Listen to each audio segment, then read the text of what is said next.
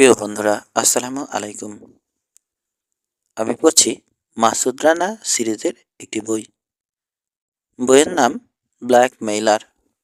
শুরু করছি দ্বিতীয় অংশ।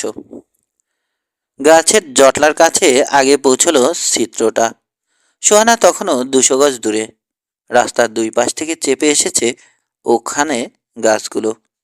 পথ এতই সরু, পাশ কাটাতে পারবে না ও।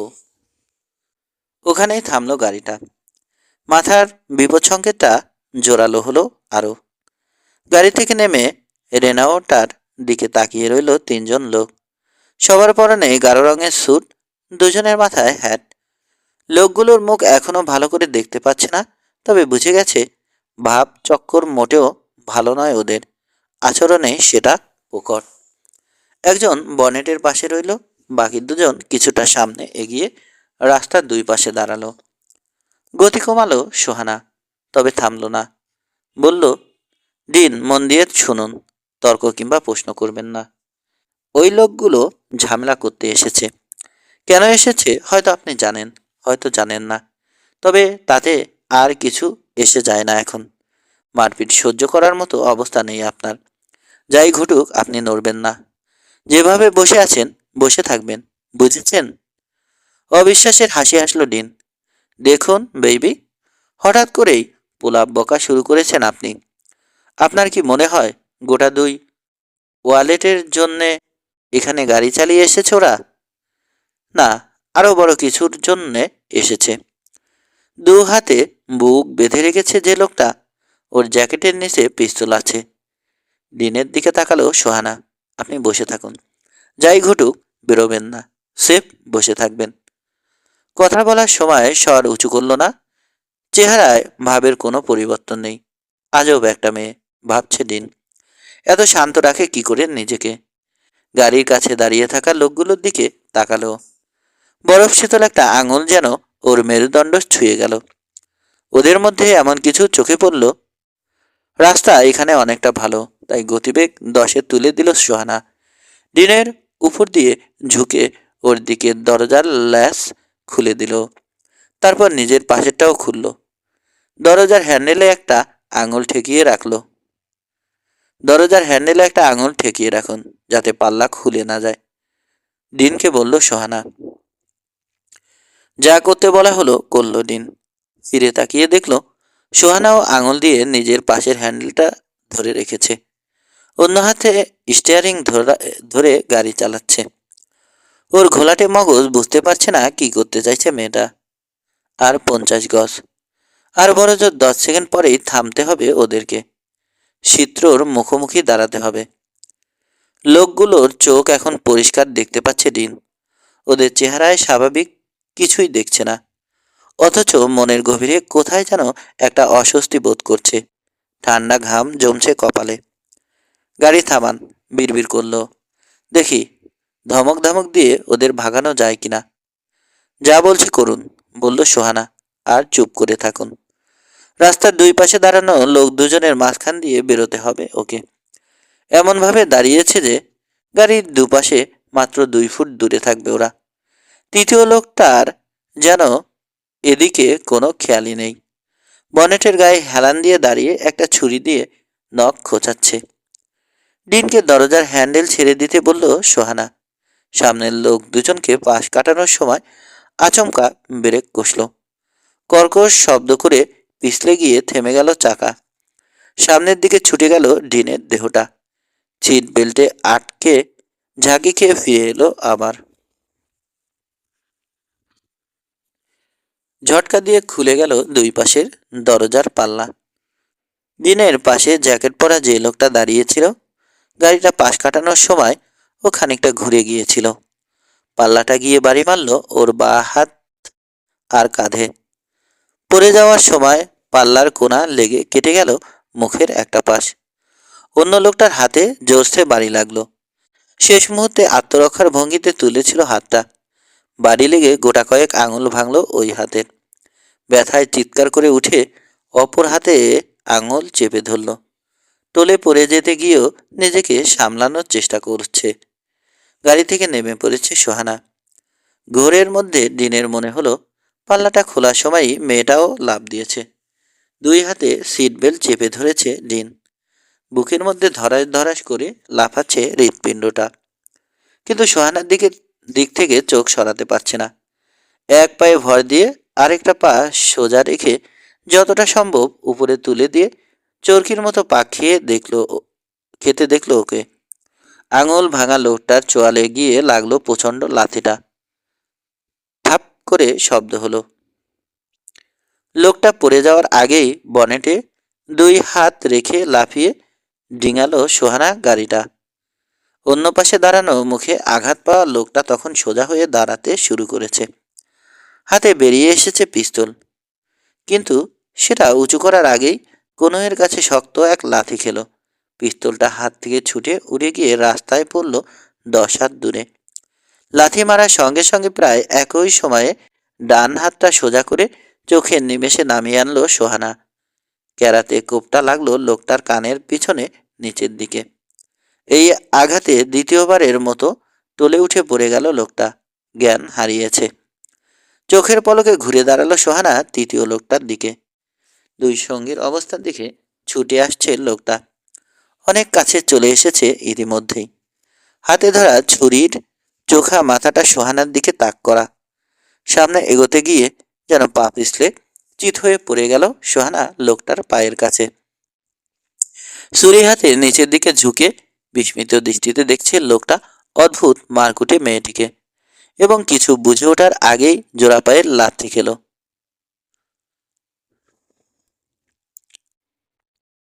বুকের খাঁচা সই করেছিল সোহানা, কিন্তু টের পেয়ে লোকটা সোজা হয়ে যাওয়ায় লাথিটা লাগলো ওর উঠতি ভুঁড়ির উপর। গাড়িতে বসে লোকটার মুখ দিয়ে যন্ত্রণাকাতর চিৎকারের সঙ্গে বুস করে বাতাস বেরোনোর শব্দ শুনতে পেল ডিন। ভাঙাচোরা পুতুলের মতো রাস্তায় বসে পড়ল ছুরিওয়ালা। লাফিয়ে উঠে দাঁড়ালো সোহানা। দ্বিতীয় লাথিটা মারল লোকটার খাড়া নাক সই করে। মুড়মুড় আওয়াজ তুলে বসে গেল নাক। দাঁতও ভাঙল কয়েকটা। ডিপ করে বাড়ি খেলো মাথার পেছনটা পাথুরের রাস্তায়। এবার মাটিতে পড়ে থাকা আগের লোক দুটোর দিকে তাকালো। নিথর হয়ে পড়ে আছে দেখে ঝুঁকলো ছুরিওয়ালার দিকে। সোহানা, ডাকলো ডিন। ঘর ঘরে শব্দ বেরোলো গলা থেকে। এরপর কি বলবে বুঝতে পারছে না। ওর ডাক সোহানার কানে পৌঁছালো কিনা বোঝা গেল না। জবাব দিল না। লোকটার উপর ঝুঁকে প্রথমে ওর জ্যাকেটের ভিতর থেকে পিস্তলটা তুলে নিল। তারপর প্যান্টের পকেট হাতড়ালো। ওয়ালেটটা বের করে এনে এক নজর বুলিয়ে ফেলে দিল রাস্তার উপর। একইভাবে বাকি দুজনকেও সার্চ করলো। আঙুল ভাঙা লোকটার হোল স্টারে পাওয়া গেল একটা .38 ওয়েবলি অ্যান্ড স্কট রিভলভার। একটু দূরে রাস্তার উপর ছিটকে পড়া পিস্তলটাও তুলে নিল সোহানা। তারপর চিত্র গাড়িটার দিকে এগোলো। ড্রাইভিং সিটে উঠে স্টার্ট দিয়ে পিছিয়ে নিয়ে গেল ওটাকে রাস্তার চওড়া অংশে। গাড়ি থামিয়ে নেমে সামনের বনেট তুলল। ঝুঁকে দাঁড়ালো ইঞ্জিনের উপর। কিছু একটা করে সোজা হয়ে ফিরে এলো নিজের গাড়িতে। ড্রাইভিং সিটে বসে চিত্রর ইঞ্জিনের ডিস্ট্রিবিউটর আর্ম আর অস্ত্রগুলো রেখে দিল ও গ্লাভস কম্পার্টমেন্টের নিচের কাবি হলে। সোহানার মুখটা ভুকুটিতে কুঁচকে যেতে দেখল ডিন। অস্বস্তি বোধ করতে লাগলো। বুকের খাঁচায় হৃৎপিণ্ডটা এখনো জোরে বাড়ি খাচ্ছে। কণ্ঠস্বর যতটা সম্ভব শান্ত রাখার চেষ্টা করে বলল, ইয়ে কনগ্রা। সোহানাকে রাগত ভঙ্গিতে মাথা নাড়তে দেখে থেমে গেল। ইঞ্জিন স্টার্ট দিয়ে ক্লাস ছাড়ল। লাথি মেরে পিস্তলটা বেশি দূরে সরিয়ে দিয়েছিলাম, নাগালের বাইরে। তৃতীয় লোকটা রিভলভার বের করলে বিপদে পড়তাম। দীর্ঘ নীরবতার পর ডিন বলল, ওসব নিয়ে ভেবে লাভ নেই। সবাই আমরা ভুল করি। শরীরটা কাঁপছে দেখে নিজের উপরই রেগে গেল।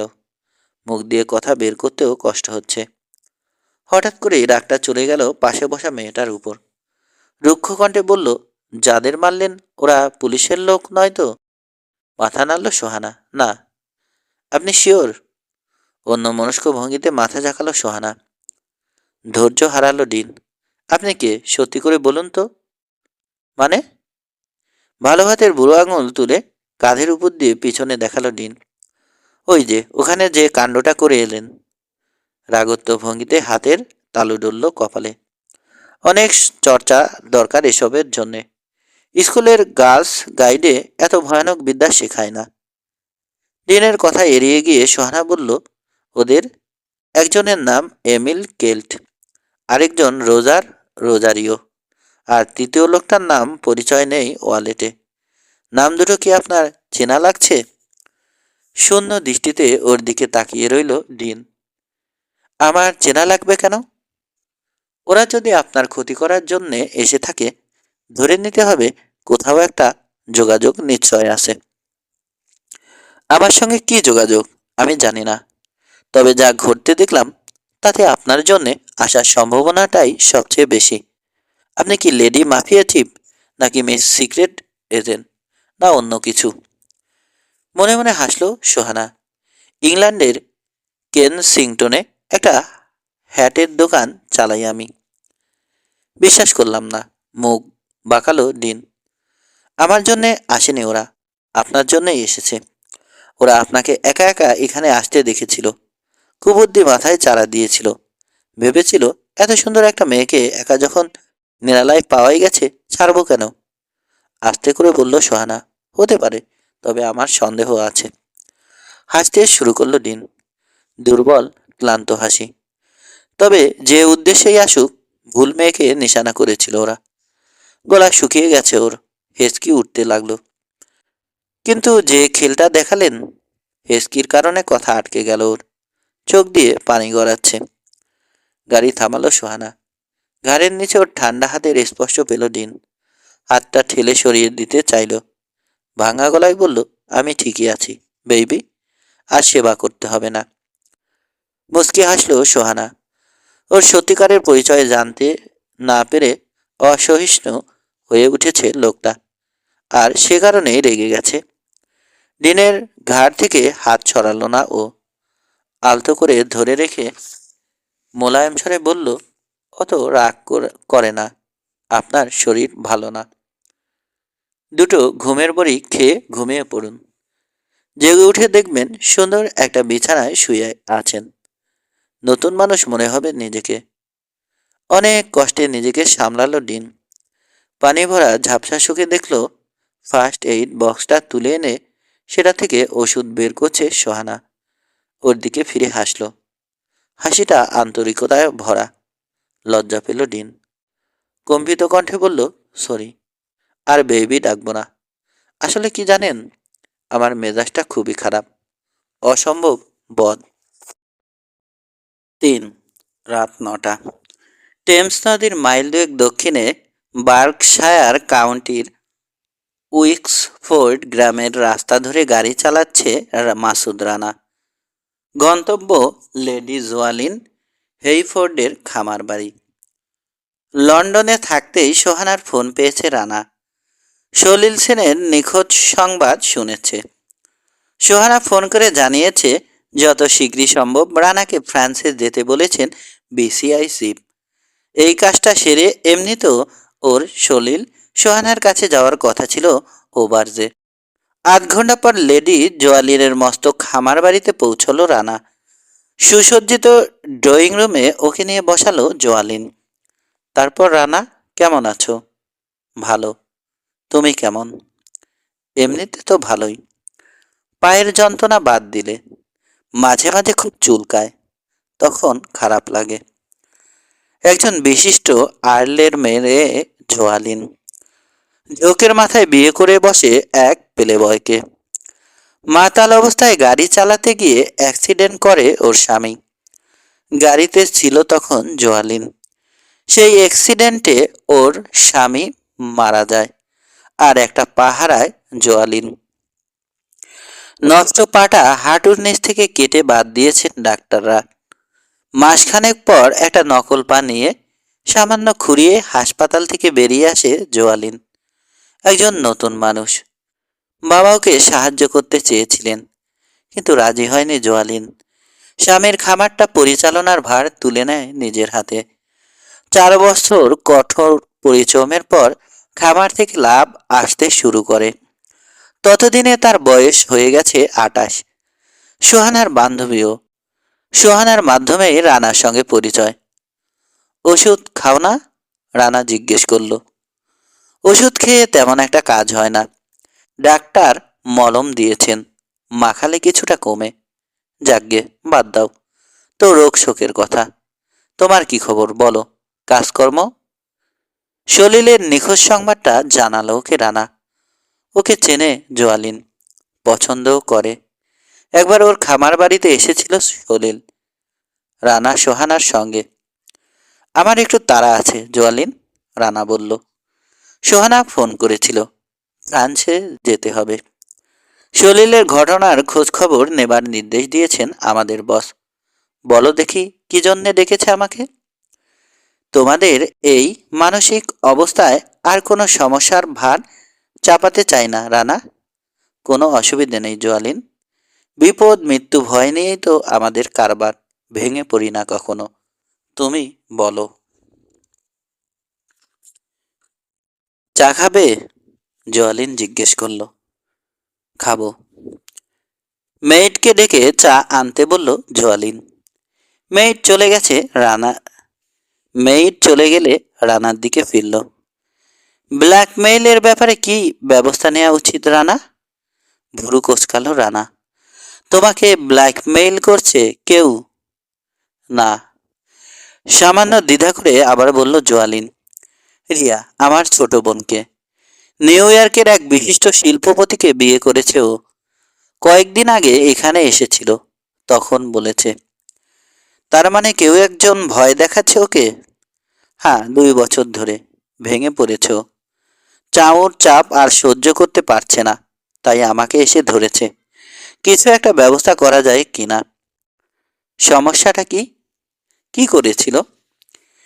3 বছর আগে একটা ছেলের সঙ্গে পরকীয়ায় জড়িয়েছিল। বেশি দিন থাকেনি, দ্রুত শেষ হয়ে গেছে ব্যাপারটা। কিন্তু সেটা জেনে ফেলেছে একজন। স্বামীকে সব খুলে বলে মাপ চেয়ে নিলেই তো হয়। না, হয় না। এত উদার নয় ওর স্বামী যে মেনে নেবে।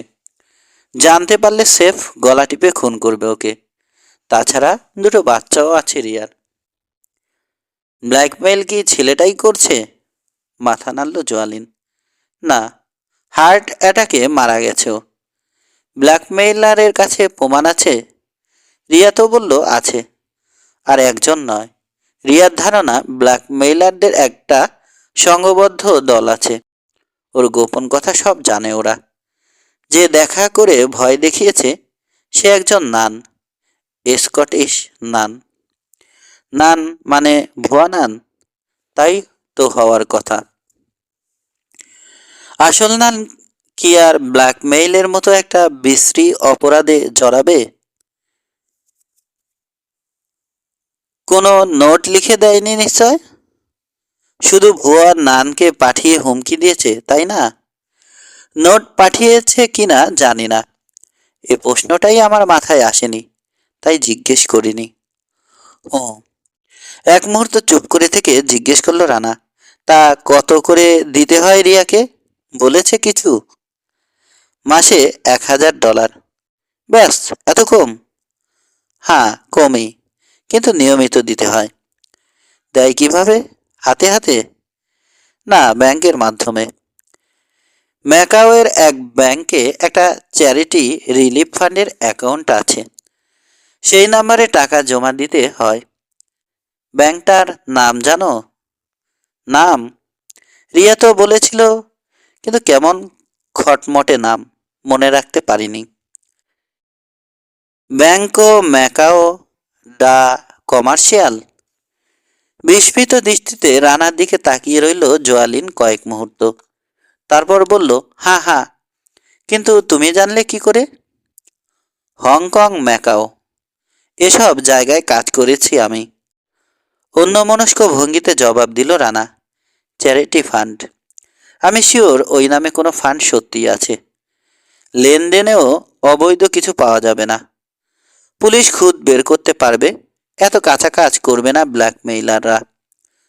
জোয়ালিনের দিকে তাকিয়ে ভ্রুকুটি করল। কিন্তু এত কম টাকা মাসে মাত্র 1,000। ঠিক মিলতে চাইছে না। কি মিলতে চাইছে না? টাকার অঙ্কটা। এত কম নিয়ে চলে কি করে দলটা? রিয়া আমাকে যা বলেছে সব জানিয়েছি তোমাকে। আমি ওকে বললাম ব্যাংকটাতে গিয়ে খোঁজ নিতে কারা রয়েছে এই চ্যারিটি ফান্ডের পিছনে, কিন্তু ও ভয় পায়। ও বলে জেনে কি হবে, সমস্যার তো কোনো সমাধান হবে না। স্বামীর কানে কথাটা চলে যাওয়ার চেয়ে টাকা দেওয়াটাই বেশি নিরাপদ মনে করে ও। কিন্তু এক সময় তো এর শেষ একটা হবেই। বাড়বে চাহিদার অঙ্ক। টাকা নিতে নিতে নিঃস্ব করে ফেলবে রিয়াকে। জবাব দেওয়ার আগে ভাবলো জোয়ালিন। তারপর ধীরে ধীরে বলল, ব্যাপারটা ওরকম নয় রানা। এই ব্ল্যাকমেইলাররা বেশি টাকা দাবি করে না। ওরা বছরে $12,000 সন্তুষ্ট। রিয়ার নিজের একটা উপার্জন আছে, সেখান থেকে দিয়ে দেয়। কষ্ট হলেও প্রচণ্ড কোনো চাপে পড়ে না। তার মানে প্রতি মাসে টাকাটা দিয়েই চলেছ? হ্যাঁ। ও আমাকে বলেছে কোনো নিকারা করার জন্যে নয়, কাউকে বলে মনের ভাব হালকা করার জন্যে। ওর ধারণা এ ব্যাপারে আমি কিছু করতে পারবো না। কাজ ঝাঁকালো জোয়ালিন। কিন্তু রানা, আমি জানি ওর প্রচণ্ড মানসিক যন্ত্রণা হচ্ছে। ইংল্যান্ডে হলে আমি নিজেই পুলিশের কাছে যেতাম, কিন্তু আমেরিকায় আমি অপরিচিত, কিছু করার ক্ষমতা নেই। আচ্ছা, ইন্টারপোল কি এ ব্যাপারে কিছু করতে পারে? মাথা নাড়ল রানা। না, পুলিশ অনুরোধ করলে হয়তো ওরা এদিকে নজর দিতে পারে, কিন্তু আমেরিকান পুলিশকে জানাতে হবে তো। বোঝাই যাচ্ছে রিয়া জানাবে না। পুরো 1 মিনিট চুপ করে রইল রানা, ওর চোখে চিন্তার ছায়া। তারপর বলল, আমাকে চেষ্টা করে দেখতে বলছো? উত্তেজনা ফুটল জোয়ালিনের মুখে। তাহলে তো খুবই ভালো হয় রানা। আমি জানি তুমি কেসটা হাতে নিলে এর একটা কিনারা হবেই, কিন্তু তুমি কেন এই কাজটা করতে যাবে? এটা তো তোমার অফিসিয়াল ব্যাপার নয়। হাসলো রানা। সবকিছুই অফিসিয়াল হতে হবে এমন নয়। বন্ধুত্ব বলেও তো একটা কথা আছে জোয়ালিন। তাছাড়া সেই রাতের কথা ভাবো। সে রাতে গ্লাসগোর ওই ক্যাসল গ্লেন ক্রাফটে সোহানার সঙ্গে তুমি যদি তোমার বাবার প্লেন নিয়ে আমাকে উদ্ধার করতে না যেতে, আমি আজ কবরে থাকতাম, তাই না? জোয়ালিনও হাসল। তার মানে ঋণ পরিশোধ? ওহো, ওই ঋণ কোনোদিনও শোধ হবার নয়। তোমার জন্য কিছু করতে পারলে আসলে ভালো লাগবে আমাদের। আর তাছাড়া ব্ল্যাকমেইলারদের প্রচণ্ড ঘৃণা করি আমরা, দু চোখে দেখতে পারি না। ওদের গ্যাংটাকে সায়স্তা করতে পারলে খুশি হব। Thank you Rana, thank you. আমি জানতাম তোমার সাহায্য আমি পাবই। তবে একটা কথা, রিয়াকে এসব ব্যাপারে কিছুই জানানোর দরকার নেই। সকাল 9টায় লন্ডনে সোহানার পেন্ট হাউসে ফোন করলেন ডাক্তার রেনাও সিবেনিজ। ইজেলে ছবি আঁকছিল সোহানা, গামলা ভর্তি ফলের ছবি। তুলি রেখে গিয়ে ফোন ধরল। ডাক্তার বললেন, আপনার মিস্টার ডিন মার্টিন মোটেও সুবোধ রোগী নয় মিস চৌধুরী। হেসে বলল সোহানা। শুনে আপনার জন্যে আমার মোটেও মায়া হচ্ছে না ডাক্তার। আপনার বেশিরভাগ রোগীই বড়লোক, বদমেজাজি। ডিনও বদমেজাজি, তফাৎ শুধু ওদের মতো টাকা নেই। যাকে পরীক্ষাগুলো করেছেন, কি অবস্থা? তেমন তেমন খারাপ কিছু নেই। কবজির হাড় ভাঙেনি, মাথার খুলিও ঠিক আছে। তবে বাড়িটা খুব জোরেই লেগেছে। আরও অন্তত 3 দিন এখানে শুয়ে থাকতে হবে তাকে। ও কি জানে চিকিৎসার খরচ ওকে দিতে হবে না? জানে। আর জানার পর থেকে সারাক্ষণ আমাকে জ্বালিয়ে মারছে। আপনি কোথায় গেছেন, আপনাকে কোথায় পাওয়া যাবে, এসব প্রশ্ন করে করে। বলবেন না। আর যদি বেরিয়ে যেতে চায় আটকান। প্রয়োজন হলে ওর কাপড় চোপড় সব লুকিয়ে রাখুন। 3 দিনের আগে কোনো মতেই ছাড়বেন না। ঠিক আছে। বলে ওকে বোঝানো যাবে না, ঘুম পাড়িয়ে রাখতে হবে। আপনার মিস্টার ডিন মনে হচ্ছে নেশায় আসক্ত। সেটা আমিও লক্ষ্য করেছি। আজকাল এ আর নতুন কথা কি, অনেকেই তো আসক্ত। হ্যাঁ, মানসিক রোগীর সংখ্যাও বাড়ছে। ঠিক আছে, রাখি এখন। আচ্ছা, অনেক ধন্যবাদ আপনাকে ডাক্তার, ফোন করে জানানোর জন্যে। রিসিভার নামিয়ে রেখে ইজেলের দিকে তাকালো সোহানা। কিচ্ছু হয়নি, মনে মনে বলল। টিউব টিপে প্যালেটে নতুন করে রং ঢেলে মেশাতে শুরু করলো। ডিনের কথা ভাবছে। কোথায় যেন একটা খটকা, ঠিক ধরতে পারছে না। খটকাটা খচখচ করেই চলেছে মনের কোণে। জলই বলল, একটা মেয়ের হাতে এভাবে মার খেয়ে ফিরে এলো। এমন জানলে আমি নিজেই যেতাম। ছিচকে চুরি আর ভণ্ডামি ছাড়া এই ছাগলগুলোকে দিয়ে আর কোনো কাজ হবে না। লম্বা ডাইনিং টেবিলের এক মাথায় বসা জেনি ডান নিতম্বে দেহের ভার রাখল, বা নিতম্বে যেখানে খামচে ধরেছিল জলুই, সেখানটায় এখনো ব্যথা আছে। খাটো স্কার্টের নিচটা আরেকটু তুলে দিল, যাতে ওর পাশে বসা হুয়ান ক্যাস্টিলো ওর উরু দুটো ভালো মতো দেখতে পারে। হুয়ানি এই হতচ্ছাড়া দুর্গে একমাত্র লোক যাকে কিছুটা পছন্দ করেও। কথাবার্তা তেমন বলে না লোকটা, তবে কোথায় যেন একটা আকর্ষণ রয়েছে ওর মধ্যে। এক ভাগ চীনা আর 3 ভাগ পর্তুগিজ রক্ত ওর শরীরে। টেবিলের অন্য পাশে বসেছে টোপাক। পাতলা হয়ে আসা চুল, মাথার বেশিরভাগটাই টাক, তাতে আলো চকচক করছে। তাছাড়া কথার আঞ্চলিক টান, সবকিছু মিলিয়ে ওকে ঘৃণা করে জেনি। এছাড়া আছে আরো 3 জন। ওরা জাপানি না চীনা জানে না ও, তবে ওদেরও দেখতে পারে না। এত জঘন্য খাবার বাছাই আর রান্না করে ওরা। আর আছে জো লুই, জঘন্য স্বভাব। এত খারাপ লোক জীবনে দেখেনিও। ওর কথা ভাবতেই ভিতরে ভিতরে কুঁকড়ে গেল জেনি। টেবিলের অন্য মাথায় যে লোকটা, তাকে পছন্দও করে না, অপছন্দও করে না ও। গায়ে উজ্জ্বল হলুদ উলের শার্ট, গলার রোমালের 2 কোণ একটা সোনার ডিঙের ভিতর ভরে অনেকটা নেকটাইয়ের মতো আটকে দিয়েছে। পনির চিবোতে চিবোতে জলুই এর মন্তব্য শুনল। লোকটার নাম হেনরি কিলিঙ্গার, ওদের বস। মোটাসোটা মোটাসোটা ওজনদার লোক, বয়স 50-এর বেশি। ঝোলা পেটটা দেখতে অনেকটা নাশপাতির মতো, কোদালের মতো চোয়াল, পুরু ঠোঁট, ক্রু কাট, ধূসর চুল, আর ঘন ভুরু যেন কপালের উপর ছোটখাটো ঝোপের মতো কামড়ে বসে আছে। দেখে লোকটাকে তত ভয়ঙ্কর মনে না হলেও মাঝে মাঝে জেনে বুঝে উঠতে পারে না ভয় কাকে বেশি পায়, জলুইকে নাকি মিস্টার ক্লিঙ্গারকে। হেনরি ক্লিঙ্গারকে উরু দেখানোটা বুদ্ধিমানের কাজ নয়, বিশেষ করে ওর স্ত্রী এমিলির উপস্থিতিতে। কোটর থেকে অস্বাভাবিকভাবে বেরিয়ে থাকা চোখ মেয়েটির, সোনালি কোকড়া চুল, আর মিহি কণ্ঠস্বর। সবাই বস ডাকে কিলিঙ্গারকে, নাম ধরে ডাকে, ডাকার সাহস দেখায় একমাত্র তার স্ত্রী এমিলি। যেমন নিষ্ঠুর তেমনি ধূর্ত লোকটা। জেনের মনে হয় শয়তানকেও হার মানায়। আগে আমেরিকার অপরাধ জগতে খুবই দাপটের সঙ্গে ছিল, এখন সেখান থেকে চলে এসেছে। ওর সঙ্গে দুর্গে থাকার চেয়ে অপারেশনের কাজে বাইরে বাইরে থাকা অনেক ভালো, অন্তত জেনির তাই মনে হয়। দুর্গে কাছাকাছি থাকলে এমন সব আচরণ করে কিলিঙ্গার, চাউর উপর চাপ পড়ে। সেই চাপ বাড়তে বাড়তে এক এক সময় মনে হয় চাউগুলো সব ছিঁড়ে ফেটে যাবে।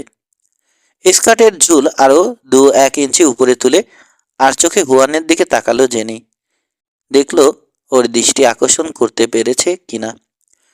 তবে মেরির মধ্যে পুরুষ মানুষের দৃষ্টি আকর্ষণের তেমন কোনো চেষ্টা নেই। স্কার্টের উপর জাম্পার পরেছে, গলায় মুক্তোর মালা। টোপাক আর জো লুই এর মাঝখানের চেয়ারে বসে ক্রিম ক্যারামেল খাচ্ছে। চামচে করে একটু একটু তুলে মুখে পড়ার সময় খুব সামান্যই ঠোঁট ফাঁক করছে। চামচটা নামিয়ে রাখলো। মুখ খুলতে গিয়েও থেমে গেল। কারণ এমিলি কিলিঙ্গার কথা বলতে যাচ্ছে। আর এমিলি কথা বলার সময় কেউ বাধা দিলে রেগে যায় ও। ওর স্বামী কিলিঙ্গারও সেটা পছন্দ করে না। স্বামীর বাহুতে হাত রাখলো এমিলি। মাই ডিয়ার, আমি একটা কথা ভাবছি। ক্যারাবিয়ান দ্বীপপুঞ্জে ওর বাড়ি। কথাতেও সে অঞ্চলের ভারী টান। মাথা ঝাঁকালো কিলিঙ্গার। গভীর প্রেমের দৃষ্টিতে তাকালো স্ত্রীর দিকে। সেটা আসল না নকল বোঝা কঠিন। ভাববেই তো। তা ভাবনাটা কি তোমার, হানি? মোটা ঠোঁট ওল্টালো এমিলি। অন্যমনস্ক ভঙ্গিতে ভারী বুকের উপর সোয়েটারটা ডোলে সমান করল। মসৃণ ভাবভঙ্গি। থাইরয়েড হরমোনের সমস্যার কারণে ঠেলে বেরিয়ে থাকা উজ্জ্বল বাদামি চোখের দৃষ্টিতে প্রবল যৌন ক্ষুধার ইঙ্গিত স্পষ্ট। আমি যেটা ভাবছি সেটা হলো পাহাড়ের ঢালের তাকে বসে থাকা লোকটা নিশ্চয় কিছু দেখেছে। কাজেই ওকে খুঁজে বের করে। নিশ্চয় হানি। তবে ও কিছু দেখেছে কি না সেটা ভেবে উদ্বিগ্ন হওয়ার কোনো যুক্তি নেই। অকারণ সময় নষ্ট। বরং ওকে খুঁজে বের করে মুখ বন্ধ করে দেয়াটাই সব দিক থেকে ভালো। আমার কথা এখনো শেষ হয়নি ডিয়ার। সরি হানি। হেসে এমিলির গাল চাপড়ে আদর করলো কিলিঙ্গার। হ্যাঁ বলো। ইয়ে মিস্টার জলুই যে মেয়ে লোকটার কথা বলল তাকের উপর বসা ওই বোকা লোকটাকে ও নিশ্চয় হাসপাতালে নিয়ে যাবে, তাই না? আর এই অঞ্চলে খুব বেশি হাসপাতাল কিংবা ক্লিনিক নেই। কাজেই আমি বলছি মেরি আর জেনি নানের পোশাক পরে ওসব জায়গায় খোঁজ নিতে গেলে কেমন হয়? একবার চোখ মিটমিট করে অন্যদিকে চোখ ফেরালো টোপাক। ওর চেহারায় কোনো ভাবান্তর নেই। হেসে মাথা ঝাঁকালো মেরি। কিন্তু ওর চোখের ঘৃণাটা একমাত্র জেনি বুঝতে পারল। কারণ ও মেরিকে চেনে। মদের গ্লাসে চুমুক দিল হুয়ান ক্যাস্টিলো। জলুই খাচ্ছে তাজা ফল, বাদাম আর মধু। সবার মধ্যে একমাত্র ওই প্রতিক্রিয়া লুকানোর চেষ্টা করল না। বলল, কিন্তু মিসেস কিলিঙ্গার, গতকাল দুপুর থেকে মাঝরাত পর্যন্ত তো এই কাজটিই করেছে মেয়ে দুটো। মেয়ে লোকটার হাতে প্রচণ্ড মার খেয়ে বুধো মিস্টার ক্লিঙ্গারকে ফোন করার সঙ্গে সঙ্গে ওই দুজনকে খুঁজতে পাঠিয়েছেন তিনি। এমিলির ভুরু দুটো অনেকখানি উঁচু হয়ে ধনুকের মতো বেঁকে গেল। স্বামীর দিকে তাকিয়ে জিজ্ঞেস করলো, তাই নাকি ডিয়ার? হ্যাঁ হানি। ওদের যখন পাঠালাম তুমি তো এখানেই ছিলে। ছিলাম? তাহলে জানলাম না কেন? নিশ্চয় অন্য কথা ভাবছিলাম। এমিলির দিকে ঝুঁকলো কিলিঙ্গার। হেসে মস্ত একটা থাবা রাখলো স্ত্রীর উরুতে। হানি সারাক্ষণ শুধু একটা কাজের কথাই ভাবে। আমি জানি। ডিয়ার, সবার সামনে আমাকে লজ্জা দিচ্ছ তুমি। সাপের মতো শরীর মসরালো এমিলি। ব্যবসা নিয়ে তোমার সুন্দর মাথাটা না ঘামালেও চলবে। ওটার জন্যে তো আমিই আছি। জলুই এর দিকে তাকালো কিলিঙ্গার। হাসিটা এখনো লেগে রয়েছে মুখে, তবে সেটা বদলে অন্যরকম হয়ে গেছে। মুহূর্ত আগেও যেটা ছিল প্রেমের হাসি, এখন সেটা ভয়ঙ্কর। ওই মেয়ে লোকটাকে তুমি চেনো মিস্টার জলুই? নামে চিনি। ওর নাম সোহানা চৌধুরী। সলিল সেন ওর সঙ্গেই দেখা করতে যাচ্ছিল। জন আমাদেরকে ওর কথা বলেছিল। আর বুধোর বর্ণনার সঙ্গেও ওর চেহারা মিলে যাচ্ছে। বুধো আর ওর দুই পালোয়ান সঙ্গীকে পেটানোর সাধ্য আমার জানা মতে আর কোনো মেয়ে মানুষের নেই। এমনকি জেনি আর মেরি দুজন মিলেও পারবে না। সোহানা নাকি নাম বললে? ও তোমাকে চেনে? মনে হয় না। আমি এ লাইনে এলামই তো মাত্র 2 বছর আগে। ওর একটা ব্যবস্থা করা দরকার। দেখি আজ রাতেই কাজে নামবো ভাবছি। একটু থেমে প্রসঙ্গ পরিবর্তন করলো জলুই। আর কতদিন সলিলকে অনিশ্চয়তায় রাখতে চান? আরও 24 ঘন্টা। তারপর হালকা আলাপ আলোচনা শুরু করব। আর তারপর খানিকটা ধোলাই দেবে তুমি, দিয়ে টোপাকের হাতে ছেড়ে দেবে। একটা সিগারের ব্যান্ড ছিল কিলিঙ্গার। মেরি ওর সঙ্গে খুব ভালো ব্যবহার করবে, কিন্তু এমন সব কথা বলবে যাতে ভয়ে ঘাম ছুটে যায় লোকটার। জেনে অন্যভাবে চেষ্টা করবে, দরকার হলে ওর সঙ্গে বিছানায় শোবে। তারপর আবার খানিকটা আলাপ আলোচনা করব আমরা। মৃদু ধোলাই দেয়া হবে। সে রাগ করলো। এভাবেই কিছুদিন চলবে। ধাপে ধাপে এগিয়ে যাব আমরা। সিগারের দিকে সিগারের দিক থেকে মুখ তুলে তাকালো, হাসলো, কিন্তু চোখের দৃষ্টি কঠিন। আমার ইচ্ছে, ওকে তুমি বেশি মারবে না মিস্টার জলুই। সাধারণ মক্কেল নয় ও। ওর কাছ থেকে আমাদের অনেক প্রত্যাশা। নেশার ঘরে বেশি পিটিয়ে ফেললে শেষে দেখা যাবে কিছুই পাবো না। মাথা জাকালো জলুই। না, সাবধানে মারবো, আপনি নিশ্চিত থাকতে পারেন। কিলিঙ্গারের হয়ে এমিলি বলল, তা তো নিশ্চিত থাকবেই। ওর ইচ্ছে কি আর তুমি পালন করবে না? হেসে মাথা জাকালো জলুই। ওর ইচ্ছে আমার জন্যে আদেশ। বাহ, খুব সুন্দর জবাব দিয়েছ তো। হেসে সিগারটা সরিয়ে রাখলো কিলিঙ্গার। এখনো ধরায়নি ওটা। তুমিও খুব সুন্দর হানি। সত্যি তুমি সুন্দরী। উঠে দাঁড়ালো, এমিলির হাত ধরে টানলো। ওঠো, এবার আমরা যাই। হাসলো এমিলি। তুমি একটা বাঘের বাচ্চা ডিয়ার। এমিলিকে নিয়ে দরজার দিকে এগোলো, এক হাতে কোমর জড়িয়ে ধরে। ধীর স্থির পদক্ষেপ ওর। বুড়িটা বড় হলেও ঝুলে পড়েনি। মেদ কম, পেশি পেশি। দরজার কাছে গিয়ে না ফিরেই বলল, good night boys and girls. সবাই ওর কথার জবাব দিল বিড়বিড় করে। বেরিয়ে গিয়ে দরজাটা লাগিয়ে দিল। উঠে দাঁড়ালো মেরি। ব্রিজ খেলার ইচ্ছে আছে কারো? ও জানে হুয়ান ক্যাস্টিলো রাজি হবে না। ব্রিজের চেয়ে পোকারে বেশি আগ্রহী জেনি। তবে হুয়ান বললে সেও ব্রিজই খেলবে। জলুই কখনো তাস খেলে না। টোপাকের দিকে তাকালো মেরি। মিস্টার টোপাক। কাজ ঝাঁকিয়ে নীরবে নিজের সম্মতি জানালো টোপাক। হাতে এখনো ব্যান্ডির গিলাস। চোখ দরজার দিকে। এক মুহূর্ত পর মাথা নেড়ে বলল, অসাধারণ, কিন্তু কিছুতেই বুঝতে পারি না আমি। জলুই জিজ্ঞেস করলো, কি বুঝতে পারো না? মিস্টার কিলিঙ্গার আর মিসেস এমিলির ব্যাপারটা। হাতের ন্যাপকিন রেখে উঠে দাঁড়ালো জলুই। ওর উজ্জ্বল পরিষ্কার চোখে কৌতুকের ছায়া। না বোঝার কি হলো? এ তো সহজ। টেবিলে ঘুরে এসে টোপাকের কাঁধে আলতো টোকা দিল। চমকে গেল টোপাক। অস্বস্তি বোধ করছে। তুমি হলে টেকনিক্যাল এক্সপার্ট। টোপাক। তোমার তো বোঝা উচিত। মহিলাকে দিয়ে ও নিজের প্রয়োজন মেটায়, এছাড়া আর কি? জেনে বিড়বিড় করলো, মুখে এক মনে আরেক। সবাই তো আমরা তাই, তাই না জেনি? জেনির দিকে তাকালো জলুই। তোমার তো সেটা জানার কথা। হাসিটা এখনো লেগে রয়েছে ওর মুখে। তবে কৌতুকে ভরা হালকা ভাবটা নেই। কিন্তু ভুলেও ভেবো না বস তার স্ত্রীর প্রেমে পাগল। তেমন প্রয়োজন পড়লে আমাকে দিয়ে স্ত্রীর ঘাড় মটকাতে সামান্যতম দ্বিধা করবে না বস। তারপর খুব সহজেই ওর মতো আরেকটা মেয়ে মানুষ খুঁজে নেবে। একটা তাস খেলার টেবিলের চারপাশে চেয়ার এনে রাখলো মেরি। আহা, এমন করে বলেন কেন মিস্টার জলুই? আপনার মধ্যে কোনো রকম রোমান্টিকতা নেই? আমাদের ব্যবসার মধ্যে কি কোনো রোমান্টিকতা আছে মিসেস ব্রিজেট? ব্যবসার সঙ্গে রোমান্টিকতা না ঢোকানোই ভালো মিস্টার জলুই। নিজেদের ব্যক্তিগত জীবন বলেও তো একটা কথা আছে, তাই নাকি? তুমি যে এত নরম দিলের মানুষ তা তো জানতাম না।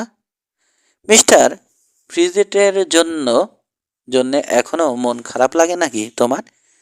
যে তোমাকে বিয়ে করলো, ভোগ করলো, তারপর লাথি মেরে ফেলে দিয়ে চলে গেল। হেসে উঠল জেনি। মিস্টার ফ্রিজেটকে কি করেছে ও? আপনি জানেন না বুঝি? একটা খুর নিয়ে ওর পিছু ধাওয়া করে সান্তিয়াগোতে চলে গিয়েছিল মেরি। তারপর ঘুমের মধ্যে ওর গলাটা ফাঁক করে দিয়ে এসেছিল। এর মধ্যে হাসির কিছু নেই জেনি। রুক্ষ কণ্ঠে বলল মেরি। আমরা মেয়েরা নরম স্বভাবের হলেও প্রয়োজনে কতটা কঠিন হতে পারি রিজেট এটা মনে রাখলে ভালো করতো। তুমি এক আশ্চর্য মহিলা মেরি, সত্যি আশ্চর্য। ধীরে ধীরে হুয়ান ক্যাস্টিলো বলল, আপনাকে একটা প্রশ্ন করতে পারি মিস্টার জোলুই? কি? আপনি মিস্টার ক্লিঙ্গারকে ভয় পান? হুয়ানের কথায় হঠাৎ করেই কামরায় থমথমে নীরবতা নেমে এলো। নিজের ঠোঁট কামড়ে ধরল টোপাক। ভুরু উঁচু হয়ে গেল জেনির, চোখে ভয়। শান্ত কণ্ঠে জলুই বলল, না ক্যাস্টিলো, তোমরা ওকে ভয় পাও, পেতে হবেও, কিন্তু আমি দুনিয়ার কাউকেই ভয় পাই না। সেটা আমার জন্য এক বিরাট স্বস্তি। দ্বিধা করে হুয়ান বলল, আমি ওর হয়ে কাজ করি, যতটা না টাকার জন্যে তার চেয়ে বেশি ভয়ে। এখানে সবার বেলাই কথাটা প্রযোজ্য, একমাত্র আপনি ছাড়া। আপনি কেন করেন আমি জানি না। সোনালি চুলওয়ালা মাথাটা পিছনে ঝাঁকি দিয়ে হেসে উঠল জলুই। স্বস্তির নিঃশ্বাস ফেলল মেরি, জেনি ও টোপাক। আমি কেন কাজ করি? জলুই বলল, খুব সহজ। কিলিঙ্গার আমার জন্যে মক্কেল জোগাড় করে দেয় হুয়ান। মক্কেল না বলে রুগী বললেই বোধহয় ঠিক হয়। টেবিলে দুই হাত রাখল। টেবিল ঘিরে বসা প্রতিটি মুখ খুঁটিয়ে দেখল। তারপর আবার বলল, বর্তমান পৃথিবীর সবচেয়ে বড় কমব্যাট ম্যান বলা যেতে পারে আমাকে। এটা নিশ্চয় সবাই স্বীকার করবে তোমরা। ফুজিয়ামো আর ওর বন্ধুদের সঙ্গে প্র্যাকটিস করার সময় বুঝেছ। ওদের মতো ওস্তাদ ফাইটারদেরও কিভাবে হারিয়ে দিই দেখেছ? এই ফাইটিং শেখার পিছনে আমি আমার সারাটা জীবন ব্যয় করেছি। জাপান, কোরিয়া, থাইল্যান্ডের মহা ওস্তাদদের খেলা মনোযোগ দিয়ে দেখেছি, গবেষণা করেছি। এখন আমি ওদের ওস্তাদ, সবাইকে ছাড়িয়ে গেছি, সবার সেরা সেরা। লম্বা বক্তৃতা দিয়ে থামলো জলই। আবার সবার মুখের উপর ঘুরিয়ে বেড়ালো ওর দৃষ্টি। সোজা হয়ে দাঁড়ালো। এখন প্রশ্নটা হলো, কেন আমি মিস্টার ক্লিঙ্গারের কাজ করি? শোনো, কেউ যদি এ ধরনের কোনো ক্ষমতা অর্জন করে, সেটার চর্চা করতে চাওয়া খুবই স্বাভাবিক। আমাকে সেই চর্চার সুযোগ দিয়েছে মিস্টার ক্লিঙ্গার। বিলেদারের পকেটে দুই হাত ঢুকিয়ে রেখেছে জলুই। হুয়ান ক্যাস্টিলোর দিকে তাকিয়ে আছে। তাহলে তোমার জবাব পেলে হুয়ান? দ্বিতীয়বার আমাকে প্রশ্ন করার আগে ভালো মতো ভেবে নিও, বুঝলে? পরের বার হয়তো এত ভালো মেজাজে নাও থাকতে পারি আমি। খোশ মেজাজে ভঙ্গিতে মাথা নুয়ে বাউ করে বিশ্ববিখ্যাত মুষ্টিযোদ্ধা জলুইয়ের মতোই হেলে দুলে ধীর পায়ে হেঁটে ঘর থেকে বেরিয়ে গেল। ফুস করে চেপে রাখা নিঃশ্বাসটা ছাড়ল জেনি। তাড়াহুড়ো করে সিগারেট ধরালো। সিগারেটের জন্যে আইটাই করছিল প্রাণটা, কিন্তু ধরানোর সাহস পায়নি। একমাত্র কিলিঙ্গার ছাড়া জলুইয়ের সামনে সিগারেট টানার সাহস পায় না কেউ। তামাকের ধোঁয়া সহ্য করতে পারে না জলুই। হুয়ানের কাঁধে হাত রাখলো জেনি, বলল, ওকে কিছু জিজ্ঞেস করার আগে 10 বার চিন্তা করো হুয়ান। ও যে কখন কি করবে কেউ জানে না। আমার এখনো মাথায় ঢুকছে না হেনরি ক্লিঙ্গারের কাছে কাজ করতে এলাম কেন। আমেরিকায় কাজের অভাব ছিল না, মাফিয়া আছে, আরো কত দল আছে যাদের সঙ্গে আমি সহজেই ভিড়ে যেতে পারতাম। মাঝে মাঝে আমার খুব অবাক লাগে জেনি, তোমার ভুলে যাওয়া দেখে। অধৈর্য ভঙ্গিতে বলল মেরি।